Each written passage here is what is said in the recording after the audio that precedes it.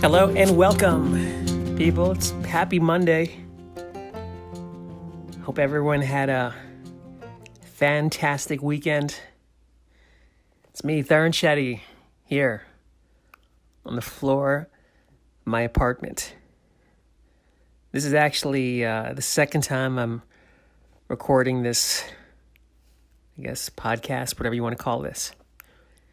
And the reason it's the second time is I did it the first time and I started talking about a comedian, Gilles, who got kicked off of SNL for his racist comments, whatever. And I gave my opinion and I was like, you know what? Why am I even talking about this? Because it's probably going to be misconstrued. And, why even risk anything? Not that I'm some famous figure, but that's the state of comedy we're living in right now, where anything you say can be judged and can affect your career. And let me backtrack. Let's start over by last week. Last week was a hard week of comedy. I did 3 shows, and each show harder than the next. Very ghetto shows, in these urban rooms. I did one show in Huntington Beach, and the booker calls me up and he's like, "Hey man, I got this show, Huntington Beach. It's the first time doing comedy there." And whenever someone says that, it's always like you say no because they're trying to figure things out. You say yes to like the 5th or 6th show. But I know the booker has been good to me, so I did it, and exactly how I imagined it. It was like in a pizza parlor pub. There were like 10 people in this huge room. TVs were on. At one point I looked up, nobody was even listening. And I was just like, gut punch. I was like, man, this sucks. This is why comedians are just angry, because you get killed again and again on these shows, especially if you're not like in these main clubs. On a Saturday night, you got to take whatever you can get. And I say yes to any show, so I did it. I was like, let me see what happens. So when I'm trying to connect this all together here. So when that guy, Shane Gillis, got on SNL, regardless of whatever he said, I was like, oh, there's a comedian getting a shot, or he can get the hell out of this sludge. And, I don't want to get too much into it because I don't want to be misconstrued or misunderstood. And not that I have some amazing career to be taken away, but who knows what could happen next week. So I'm just not going to talk about it because I think that's the safest approach. But we can talk about that. Like, that's what comedy has come to. And it's almost disturbing because now I feel like comedians are afraid to say shit. Like, yeah, you have your Bill Burr, Dave Chappelle, those guys can say stuff because they have a fan base. But the rest of us, man, there's almost like a target. I have a friend, not a friend, but I know her, and she got on SNL, and as soon as she got on, they started digging up like old tweets she did, and they found this tweet she did like 3-4 years ago, and they said it was racist. Really wasn't. And thank God, like, they didn't care. Like, NBC and Lauren Michaels were like, let's just, put this under the bridge and move forward. And she's obviously been on the show now like 2-3 years. But new comedians coming up, man, watch out what you say. Like, as a comedian, I'll say this very just as a blanket statement. Like, whenever you do a podcast, you're trying to, even a podcast, you're trying to entertain, you're trying to say stuff. Even right now, like when I'm speaking to this, I'm trying to make it engaging, and I'm probably bolstering my personality, if you can believe that, just trying to make it listenable. That's what comics do. And sometimes you say the wrong thing because you're not thinking right, and you go down rabbit holes and try to be funny, and it's important as a comedian to know that the general public, I mean, for the most part, nothing against you guys, like, it's hard to relate to us, what we see, because we have no filter. We've been, beaten to the ground that it's hard to offend us. So we just say whatever the hell without thinking about the ramifications. But now we're in an age where, hey, if you whatever you write and say, that can affect your career. And again, I'm not gonna get too much into what he said because I just feel like it's not smart. It's not wise in my part. Part of me is also like, man, how broken are we as individuals to even have to go on a podcast? I mean, look at me. I'm talking on my phone, on my floor in my bedroom.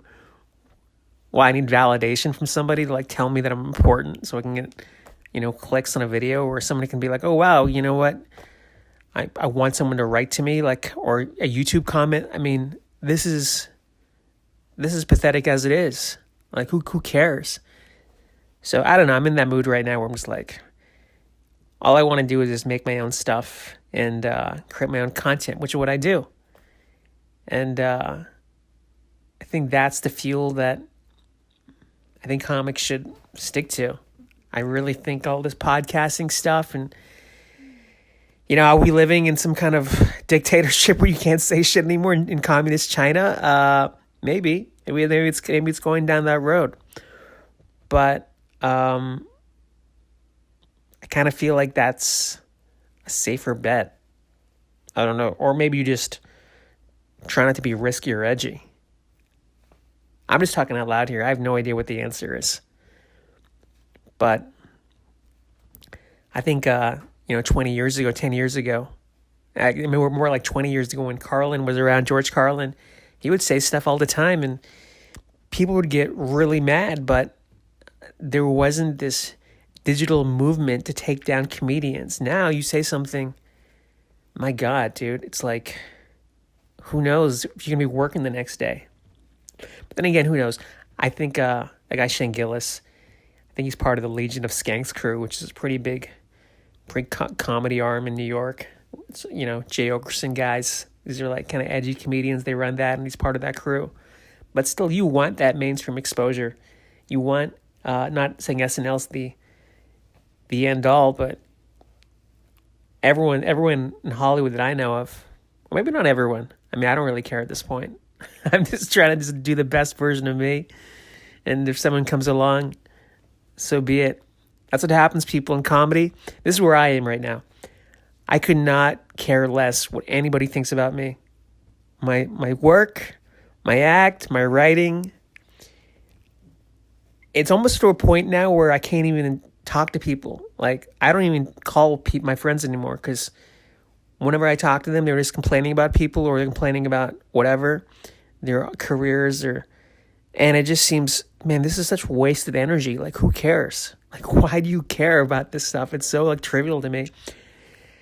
So I don't know if people feel like that in life. I remember I used to tell this joke in my old act. I used to work at CarMax, and I told people that I used to start off and I was like, hey man, you guys ever feel like just moving to Montana and quitting your job because life sucks?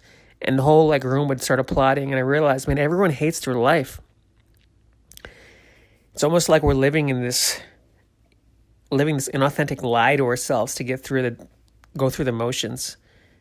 So when these guys do come around, these guys like Bill Burr or whoever, these comedians that they kind of speak out against the norm, and sometimes that norm is wrong, or it can be perceived as evil or malicious. I feel like when people do speak out, that's why we gravitate towards them. And, that's why there's great writers in the world, like David Foster Wallace or, I'm trying to think of another writer. I just can't think of any. But I think that's my goal, is to be true to myself and not try to, have a career and not try to piss off anybody at the same time. That's really hard to do. How do you be authentic to yourself and at the same time play the game? I don't know what the answer is. But until that happens, I've been shooting this web series. I've been doing it. It's called Brothers. And I'll tell you a story real quick. So I'm trying to do everything myself. I'm in all the parts. I shoot it. I produce it. And I'm trying to cast this one part. And it's been hard locking down these actors, man. And sometimes I'm like, man, F these actors, seriously, like, they just drive me crazy because they keep changing their schedule and da-da-da. And then I'm like, well, why am I letting this get to me? Like, why anything, right? I feel like a lot of anger in the world and a lot of our emotions are just self-generated, and then we create this drama. It's like self-inflicted gunshot wound.